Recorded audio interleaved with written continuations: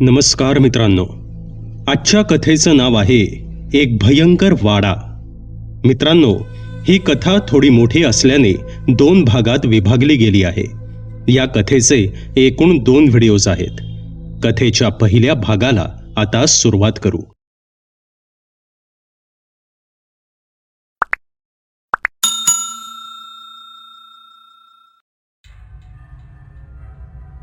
आज खूप वर्षांनी माझ्या आयुष्यात घडलेली एक घटना मला आठवली आणि मन एकदम भूतकाळात भरकटून गेलं. आणि हीच घटना आज मी तुम्हाला ऐकवणार आहे. नमस्कार मित्रांनो, माझं नाव वामन. ही खूप जुन्या काळची गोष्ट आहे. त्या काळात आजच्यासारख्या उंच उंच इमारती नव्हत्या. त्या काळात महाराष्ट्रात वाडा पद्धत होती आणि एकाच वाड्यात खूप सारी कुटुंब राहायची. बहुतेक करून वाड्यात एक अंगण असायचं. त्याच्या सभोवताली खूप साऱ्या मोठ्या मोठ्या खोल्या असायच्या. तेव्हा एकत्र कुटुंब पद्धत होती, जिथे 3-4 कुटुंब एकत्र राहायची. आणि अशाच एका वाड्यासमोर बऱ्याच वेळापासून मी दीर्घ श्वास घेत उभा होतो. वाड्याचा दरवाजा बंद होता. मी हा विचार करत होतो की इथे कोणी राहतं की नाही, कारण तिथे आसपास काहीच नव्हतं. बाहेरची सर्व झाडं सुकलेली होती, जमीन ओसाड झाली होती आणि आजूबाजूचं गवत वाळलेलं होतं. जणू वर्षानुवर्ष तिथे कोणीच राहत नसावं. वाड्याच्या छतावर काही कावळे बसले होते आणि त्यांच्या आवाजाशिवाय तिथे दुसरा कोणताही आवाज नव्हता. मी मनातल्या मनात विचार केला की मला जिथे जायचं आहे ते हेच घर आहे का? हा तोच वाडा आहे का?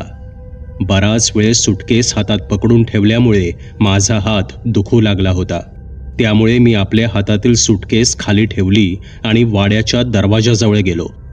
मी हलकेच दरवाजाची कडी वाजवली आणि जशी मी त्या वाड्याच्या दरवाजाची कडी वाजवली, मला असं वाटलं जणू माझ्या आसपासचं वातावरण एकदम बदलून गेलंय.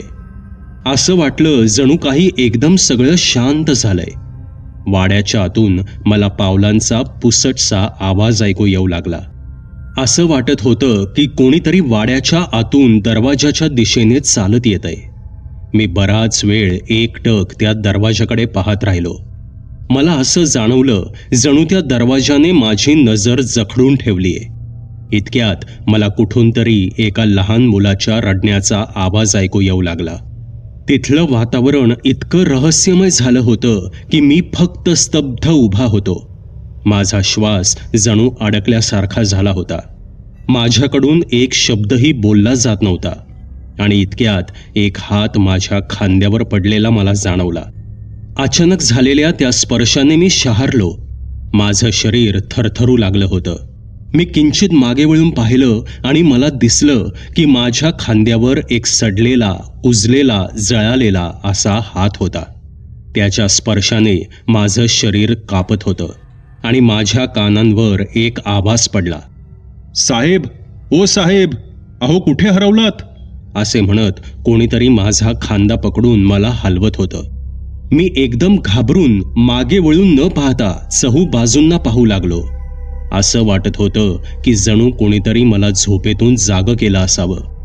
अहो साहेब, इकडे तिकडे काय बघताय? कधीपासून आवाज देतोय तुम्हाला, पण तुम्ही आहात की ऐकतच नाही आहात? हे शब्द मला ऐकू आले. मी काहीच उत्तर दिलं नाही. मी अजूनही भ्रमातच होतो. अहो साहेब, मागे वळा, इकडे बघा, असे शब्द मला ऐकू आले आणि मी मागे वळून पाहिलं. अहो, मी तुम्हाला शोधत होतो. मी पार बस स्थानकापर्यंत तुम्हाला शोधून आलो, पण तुम्ही दिसलाच नाही. त्यामुळे मी परत आलो. इथून जात होतो आणि तुमची सुटकेस पाहिली. सुटकेस पाहून समजलो की तुम्हीच ते साहेब असाल ज्यांना घ्यायला मला माझे मालक शशिकांत यांनी पाठवलं आहे. ते शब्द ऐकून मी आता पूर्ण भानावर आलो. माझ्या समोर एक तरुण उभा होता.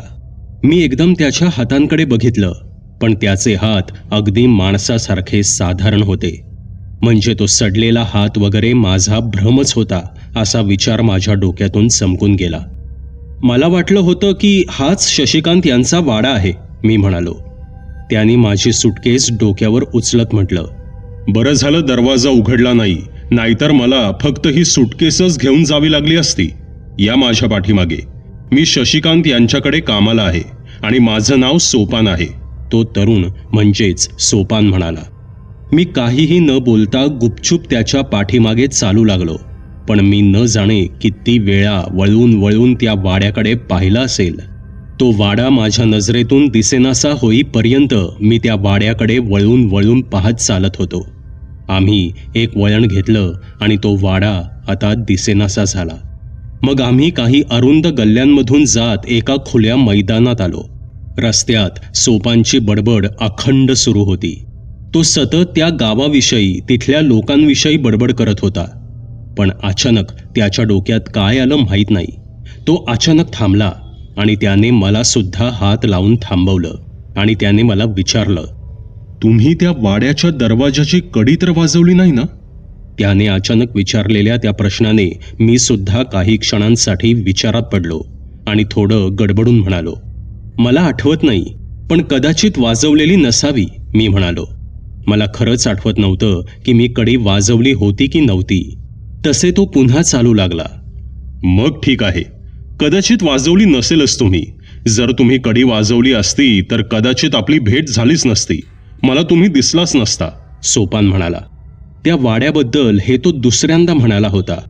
त्याने असं म्हटल्यावर मी विचारलं, म्हणजे नक्की काय म्हणायचंय तुला?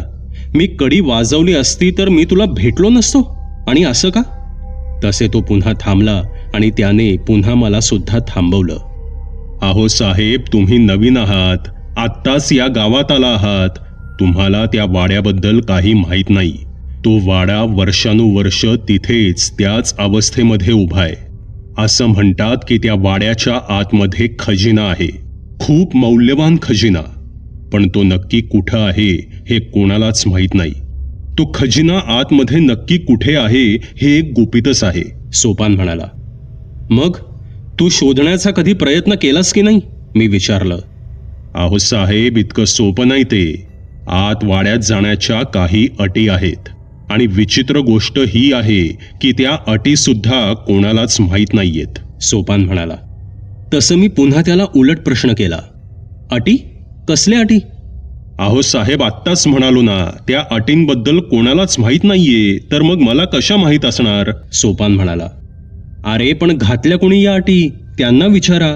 आणि ते सुद्धा माहीत नसेल किंवा ज्यांनी त्या अटी घातल्या ते अस्तित्वात नसतील तर सर्व गावांनी मिळून जमीनदोस्त करा तो वाडा आणि जमीन खोदून बघा, आणि जर खजिना मिळाला तर ती रक्कम गावाच्या कल्याणासाठी वापरा, मी म्हणालो. तसे सोपानने हसून माझ्याकडे पाहत म्हटलं, अहो इथेच तर खरी गुम आहे. न जाणे कित्येक वर्षांपासून तो वाडा आज सुद्धा तसाच उभा आहे. मी स्वतः लहानपणापासून पाहत आलोय, मात्र त्यातील एक अट सर्वांना माहितीये, सोपान म्हणाला. कसली अट आणि कसली गोम, मी विचारलं. हीच की जर वाडा तोडला गेला तर खजिना नष्ट होईल, कोणालाच काहीच मिळणार नाही. खजिना मिळवण्याच्या काही अटी आहेत ज्या पूर्ण केल्यावरच तो खजिना मिळेल, इतकंच सर्वांना माहितीये. पण प्रत्येक वेळी गाडी इथेच येऊन थांबते. त्या अटी काय आहेत तेच कोणाला माहीत नाहीये. सगळे फक्त इकडच्या तिकडच्या गप्पा मारत राहतात. आणि दुसरी गोष्ट अशी की लोक तिथे जायला घाबरतात. असं म्हणतात की जर कोणी एकट्याने त्या वाड्याचा दरवाजा वाजवला तर वाडा आतून उघडतो आणि ज्याने कोणी दरवाजा वाजवला आहे त्याला तो आपल्या कचाट्यात घेतो. असं म्हणतात की त्या वाड्यामध्ये आज सुद्धा एकेकाळी तिथे राहणाऱ्या लोकांच्या आत्म्यांचं अस्तित्व आहे. त्यांचे आत्मे मृत्यू पश्चात सुद्धा आतमध्ये वाड्यातच राहतात, जे त्या खजिन्याची रक्षा करतात, सोपान म्हणाला. तसं मी सुद्धा त्याला हसून म्हणालो, भुताटकीच्या गोष्टी सांगून लोक फक्त मूर्ख बनवतात आणि ऐकणारे मूर्ख बनतात, म्हणूनच लोक तो वाडा तोडायला घाबरत असतील. पण मी त्यातला नाही. मी नाही घाबरत असल्या गोष्टींना. खरं तर तू सांगितलेल्या कहाणीमुळे माझी त्या वाड्यात जाण्याबद्दलची उत्सुकता आता वाढलीये. एक दिवस मी तिथे जाऊन नक्की बघेन की तिथे काय आहे. आणि इतक्यात एक म्हातारा माणूस एकदम माझ्या समोर येऊन उभा राहिला आणि मला धक्का देऊ लागला. नाही घाबरत, नाही घाबरत तू? जा जा, तू जा ना, जाशील ना, जा जा, अरे जा ना. इतकं बोलून तो माझ्याकडे बघून हसू लागला. तो एकदम विचित्र पद्धतीने हसत होता. त्याला पाहून मी मागे सरकलो आणि सोपान माझ्या बचावासाठी पुढे आला. नाम्या, चल जा इथून. वेडा कुठला, चल पळ. साहेबांना त्रास नको देऊस. जा मंदिरात जा, तिथे तुझ्यासाठी जेवण ठेवलंय, सोपान म्हणाला. जेवणाचं नाव ऐकताच तो म्हातारा पळत पळत तिथून निघून गेला. मी तर फक्त त्याला पाहतच राहिलो. सोपानने खाली ठेवलेली बॅग पुन्हा उचलली आणि तो म्हणाला, चला साहेब, हा तर असाच वेडा आहे. गावातील मंदिरात पडून असतो.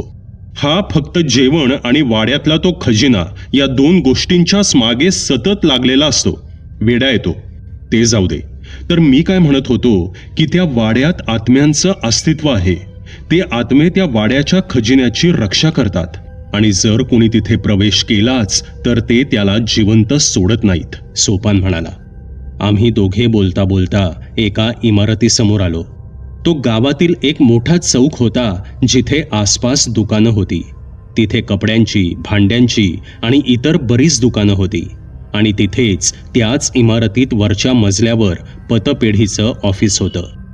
सोपानने वरच्या मजल्याकडे इशारा करत म्हटलं, साहेब, ते बघा, तिथे जी मोठी पाटी लागली आहे ना, तेच तुमचं ऑफिस आहे. आणि याच इमारतीच्या मागे एक वाडा आहे जिथे तुमच्या राहण्याची सोय केली आहे. आणि हाच पत्ता तुम्ही शोधत होतात. पण ऑफिसची किल्ली मालकांकडे असते. किल्ली तुम्हाला संध्याकाळी मिळेल. आता मी तुम्हाला वाड्यावर सोडतो. तुम्ही जाऊन आराम करा. मी मग संध्याकाळी तुम्हाला पुन्हा बोलवायला येईन, सोपान म्हणाला. सोपानने मला त्या इमारतीच्या पाठीमागच्या वाड्यावर सोडलं. प्रवासामुळे मी थकलेला होतो आणि म्हणूनच हातपाय धुवून मी थेट आराम करायला निघून गेलो. संध्याकाळी वेळ काय झाली होती माहीत नाही. बस दरवाजा वाजला आणि माझी झोप उघडली. सोपान दरवाजात उभा होता. मालकांनी तुम्हाला जेवणासाठी बोलवलंय, सोपान म्हणाला. तसं मी तयार होऊन सोपानसोबत निघालो. शशिकांत यांची हवेली बरीच मोठी होती. ते गावच्या काही श्रीमंत लोकांपैकी एक होते. त्यांनी माझं स्वागत केलं आणि थोड्या गप्पा मारून आम्ही जेवायला बसलो. जेवताना अचानक माझ्या तोंडातून तो विषय निघाला आणि मी विचारलं, शशिकांतजी, गावच्या रस्त्यात जो बंद ओसाड वाडा आहे तो कोणाचा आहे? माझा प्रश्न ऐकताच शशिकांत यांनी नजर उंचावत रोखून माझ्याकडे पाहिलं, पण माझ्या प्रश्नाचं काही उत्तर त्यांनी दिलं नाही. तिथे उभा असलेला सोपान सुद्धा थोडा गडबडला आणि आतल्या खोलीत निघून गेला. हे सर्व माझ्या लक्षात आलं. तसं मी सुद्धा शांतपणे पुढे काहीही न बोलता माझं जेवण चालू ठेवलं. एक दीर्घ श्वास घेत शशिकांत म्हणाले, आमचाच आहे. आमचे पूर्वज तिथे राहत होते. पण जर तुम्ही तिथल्या खजिन्याबद्दल विचारू इच्छित असाल तर एक गोष्ट तुम्ही नीट समजावून घ्या की तिथे कोणताही खजिना वगैरे नाहीये. त्यावर मी थोडं हसतच म्हणालो, खरं तर मला सुद्धा तेच वाटलं होतं जेव्हा सोपानने मला त्या खजिन्याबद्दल सांगितलं होतं. तेव्हा ते सर्व ऐकून मला अगदी हेच वाटलं होतं की या फक्त कथा आहेत. वास्तविक असा खजिना वगैरे कधीच असू शकत नाही. इतके बोलून मी आतल्या खोलीकडे नजर टाकली. तसं माझ्या लक्षात आलं की सोपान आतल्या खोलीतून लपून बाहेर पाहत होता. कदाचित तो आमचं बोलणं ऐकत होता. जेवण झाल्यावर शशिकांत यांनी काही किल्ल्या माझ्या हातात सोपावल्या आणि सोपानकडे ते पाहत म्हणाले, यांना घरापर्यंत सोडून ये आणि सर्व नीट समजावून सांग. मला त्यांचं बोलणं समजलं नाही. माझ्या डोक्यात विचार आला की ते असं का म्हणाले असतील, पण एवढं बोलून ते थेट आत निघून गेले. कदाचित मी जे काही बोललो होतो त्या वाड्याबद्दल, त्या खजिन्याबद्दल त्यानं ते नाराज झाले होते. सोपान आपल्या डोक्यावर हात मारत बाहेर आला आणि मला ओढतच बाहेर घेऊन गेला आणि म्हणाला, अहो साहेब, तुम्ही त्यांच्याशी त्या वाड्याबद्दल बोलायला नको होतं. तुम्हाला माहीत नाही, पण त्यांचं पूर्ण कुटुंब त्याच वाड्यात जळून खाक झालं. सोपानचं बोलणं ऐकून मला एकदम धक्काच बसला आणि वाईट सुद्धा वाटलं. अहो, मग तुम्ही मला हे आधी का नाही सांगितलं? हे माहीत असतं तर मी हा विषय काढलाच नसता. मला वाटलं असाच दुसऱ्या कोणाचा तो वाडा असेल. त्यावर स्वतःची बाजू सावरून घेत सोपान म्हणाला, असो, जाऊ द्या, पण इथून पुढे कधीही शशिकांत यांच्या समोर त्या वाड्याचा विषय काढू नका. त्यावर मी पुन्हा सोपानला तोच प्रश्न विचारला, ठीक आहे, पण शशिकांत यांना त्या अटींबद्दल माहिती आहे का? माझा तो प्रश्न ऐकून सोपानने मला विचारलं, का तुम्हाला खरंच त्या वाड्यात जायचंय का? नाही, बस असंच विचारत होतो, मी म्हणालो. साहेब, त्याबद्दल मला तरी काही माहीत नाही, सोपान म्हणाला. आणि इतक्यात मघाशी रस्त्यात भेटलेला तो वेडा माणूस पुन्हा माझ्या समोर आला आणि तो मला म्हणू लागला, जा ना, जा, तुलाही खजिना पाहिजे असेल ना, जा ना मग. तसं पुन्हा सोपानने त्याला मागे ढकललं आणि तो म्हणाला, नाम्या, कशाला सारखा आम्हाला त्रास देतोयस? जा, पळ इथून. तुझ्यासाठी जेवण ठेवलंय, जाऊन खाऊन घे. जेवणाचं नाव ऐकून तो म्हातारा पुन्हा तिथून पळून गेला. काहीच वेळात आम्ही वाड्यावर पोचलो. सामान वगैरे आत ठेवलं. सोपानने जरुरी गोष्टी म्हणजे वाड्यात कुठे काय आहे वगैरे सर्व काही सांगितलं आणि तो निघून गेला. आणि मी सुद्धा त्या बंद आणि ओसाड पडलेल्या वाड्याबद्दल विचार करतच झोपी गेलो. दुसऱ्या दिवशी मी ऑफिस उघडलं. सर्व फाईल्स वगैरे चेक केल्या. सोपानला सोबत घेऊन थोडी साफसफाई सुद्धा केली. आणि त्याच दुपारी मी बँकेतून कॅश आणण्यासाठी जिल्हा कार्यालयात निघून गेलो. जिल्हा कार्यालयातून परत येता येता मला संध्याकाळ झाली होती. सूर्य मावळत होता. पक्षी आपल्या आपल्या घरांकडे परतत होते. सावल्या धुसर झाल्या होत्या आणि चालता चालता एका आवाजाने माझं लक्ष वेधून घेतलं. मी पाहिलं की नाम्या म्हणजेच तो वेडा म्हातारा त्या जुन्या वाड्यापाशी बसून काहीतरी खोदत होता. मी निरखून त्याला पाहू लागलो की तो तिथे काय करतोय, पण तो एकदम थांबला. जणू त्याला कळून चुकलं होतं की मी लांब त्याच्या पाठीमागे उभा आहे. आणि त्याने मागे वळून पाहिलं. त्याने एकदम असं माझ्याकडे पाहिल्याने मला काही सुचलं नाही की मी आता काय करू. पण तो तसाच माझ्याकडे नजर रोखून पाहत राहिला आणि एकदम उभा राहिला. तो जसा उभा राहिला तसा मी वेगाने मी राहत असलेल्या वाड्याच्या दिशेने चालू लागलो. जर तो माझ्या पाठीमागे आला तर धावतच सुटायचं असा विचार मी आधीच करून ठेवला होता. पण काही अंतरावर जाऊन मी मागे पाहिलं, पण माझ्या पाठीमागे कोणीच नव्हतं. रात्री सोपान मला जेवण देण्यासाठी वाड्यावर आला. जेव्हा मी जेवत होतो तेव्हा मी पाहिलं की वाड्याच्या खोलीच्या खिडकीच्या बाहेर नाम्या उभा होता. लांब उभा राहून तो माझ्याकडेच पाहत होता. मी त्याच्याकडे दुर्लक्ष केलं आणि पुन्हा जेवू लागलो.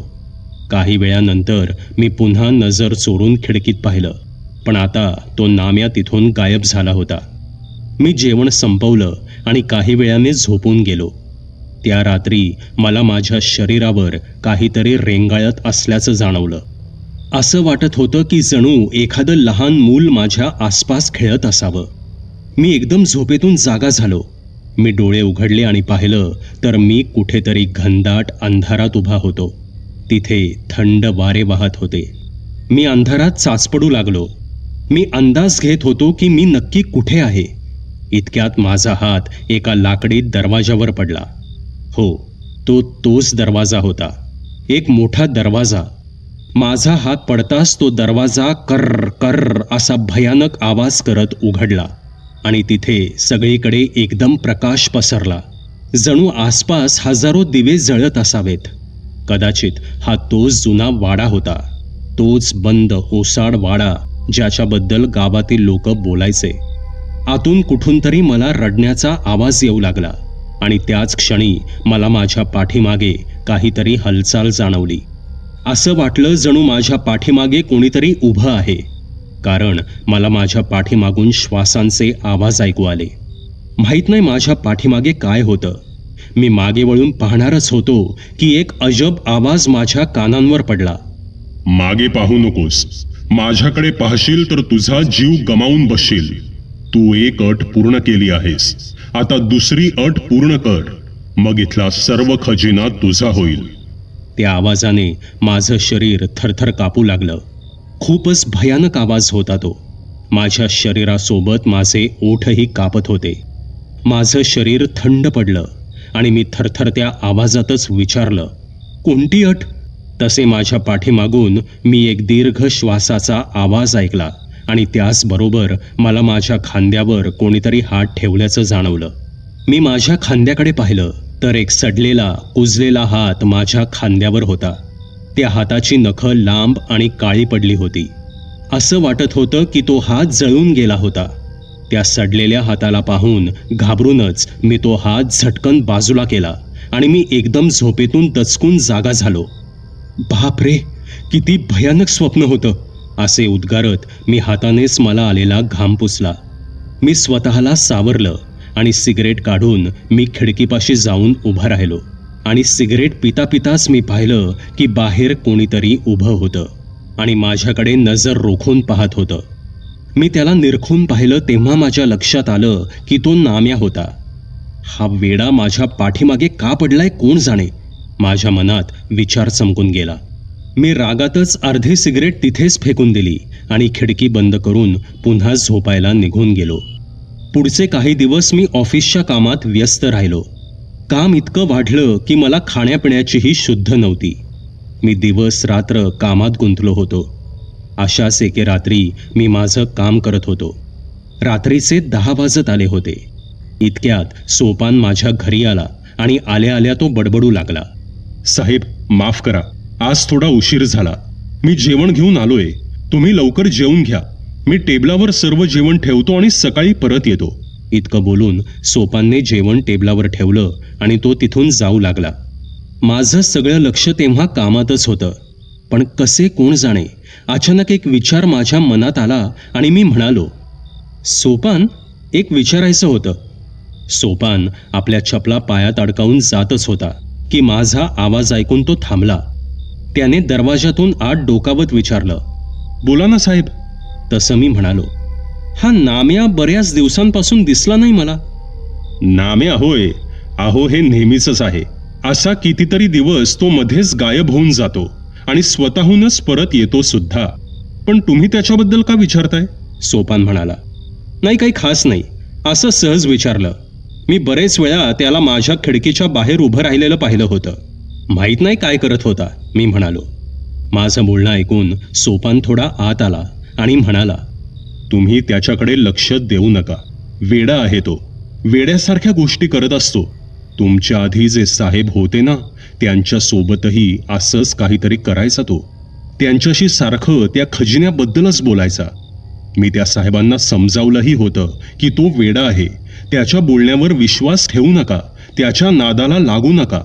पण तेव्हा गावात एक भयंकर घटना घडली.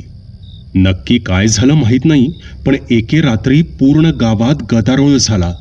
त्या रात्री ते साहेब रात्रभर पूर्ण गावात वेड्यासारखे ओरडत गावभर पळत सुटले.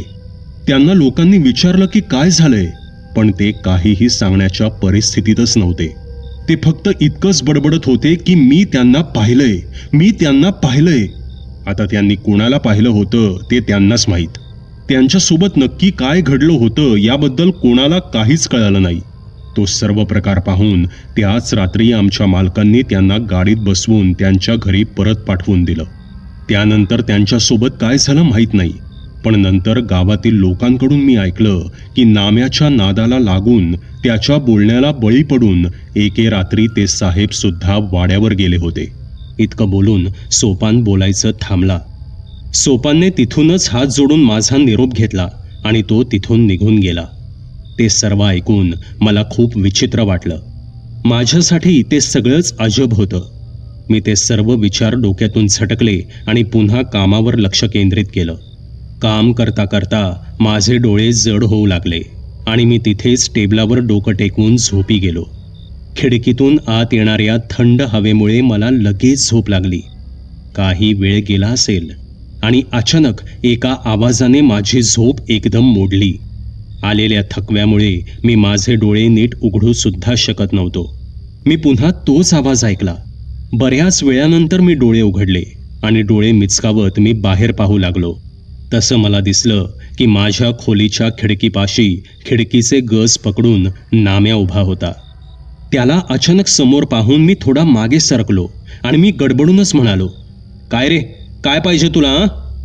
तसं त्याने आणखी खिडकीजवळ येत म्हटलं, तुम्ही जाल त्या वाड्यात खजिना शोधायला? त्याबद्दलच्या सर्व अटी मला माहीत आहेत. बोला, जाल तुम्ही? तसे मी त्याच्यावरून आपली नजर हटवत म्हणालो, काय? नाही नाही, तू जा बरं इथून. मला त्या खजिन्याशी काहीही देणं घेणं नाहीये. मला श्रीमंत होण्याची कोणतीही हौस नाहीये, समजलं? माझं बोलणं ऐकून त्याने पुन्हा आपले डोळे मोठे करत म्हटलं, पहिली अट, खजिना त्यालाच मिळेल ज्याच्या मनात तो मिळवण्याचा मोह नाहीये, हाव नाहीये. का कोण जाणे, पण त्याचं ते बोलणं ऐकून माझ्या मनात अचानक त्या खजिन्याविषयी कुतूहल जागृत झालं. पण तरीही मी म्हणालो, हे बघ, तू काय बोलतोयस मला काही कळत नाहीये आणि मला काही ऐकायचं सुद्धा नाहीये. मी तुला सांगितलं मला कोणताही खजिना नकोय. माझं बोलणं ऐकून त्याच्या डोळ्यात अश्रू आले. नाम्याला गावातील सर्व लोक वेडा समजत होते, पण आज मला तो वेडा वाटत नव्हता. आज मला नाम्याचं एक वेगळंच रूप दिसत होतं. त्याने खिडकीचे गज सोडून दिले आणि हळूच तो मागे सरकला. तसं मी त्याला आवाज दिला आणि विचारलं, काय रे नाम्या, तू का नाही जात तिथे?